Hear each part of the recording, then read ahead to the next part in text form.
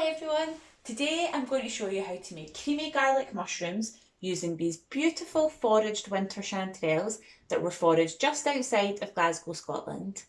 These mushrooms can be found between the months of September and January. They're often found on mossy ground near pine and beech trees, and they're identifiable by their wrinkly gills, and they have like a golden yellow stem. So when I prepare a chanterelle, I like to just nip the end of the stem off because it can sometimes be a little bit gritty. And if there are any heads that are a bit kind of limp and past their best, I'll also put them to the side. And I can use these for a soup or an omelette or another dish once I've given them an extra rinse. That way I'm not creating any food waste whatsoever with my dish, but I'm using the prime mushrooms for my garlic mushrooms on toast. So they have a really nice earthy flavour, these mushrooms, and I'm going to just start preparing the dish now by popping my frying pan onto a medium heat. I've got a little bit of oil and a little bit of butter in there, and I'm going to just take the top off my garlic clove with a knife and peel it with my fingers all the way around, and I'm just going to roughly chop it quite fine before I fry it off.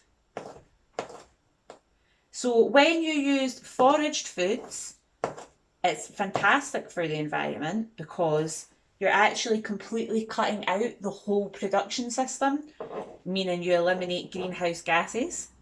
Just going to get my sliced garlic onto my knife like so, pop it into my pan like that. And because I've pre-washed these, they've already sort of dried out a little bit now. So you don't want them to be wet when you add them into your pan, you want them to have slightly dried out. We're just going to add the whole lot. There's about 300 grams of foraged chanterelles in my frying pan just now. So I'll give them a nice stir and just coat them with the butter and the oil. Make sure that the garlic's nicely incorporated, and let that cook down. So what will happen is the mushrooms will begin to shrink in size slightly and moisture will come out of them. I want to cook it for about 5-10 minutes until the moisture starts to evaporate slightly, and then I'm going to add in my cream and I'll reduce that down further. I'll let it rapid boil, reduce it down until it's a thick creamy consistency, and I'll serve it on some toast. But I'm going to show you that in part 2 once I've let my mushrooms cook down. So once you've cooked your mushrooms down, they will have quite considerably shrunk in size, and there will have been a lot of moisture came out of them. Your garlic should be looking kind of translucent and soft, and you're just going to add a generous splash of cream. I like to add enough so that when I mix my mushrooms in, they're quite saucy, but not soupy. Saucy, not soupy. And I'm going to place that back on the heat and turn it up slightly. And at this point, I'll take a pinch of salt. You could add mixed herbs or anything you like, but I'm just going to keep it plain and simple with garlic and salt today.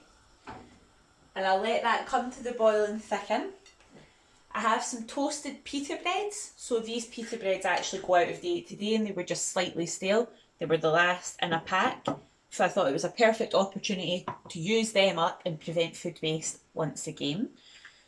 Have a think about what you could do in your general day-to-day life. What things do you eat? What one food item do you buy that you always seem to have left in your fridge wilting away at the end of the week?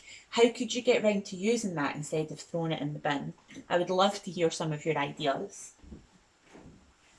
So my sauce is now boiling away nicely, reducing down.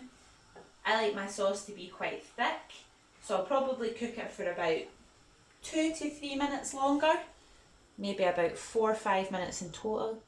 These mushrooms smell amazing and they're looking lovely too.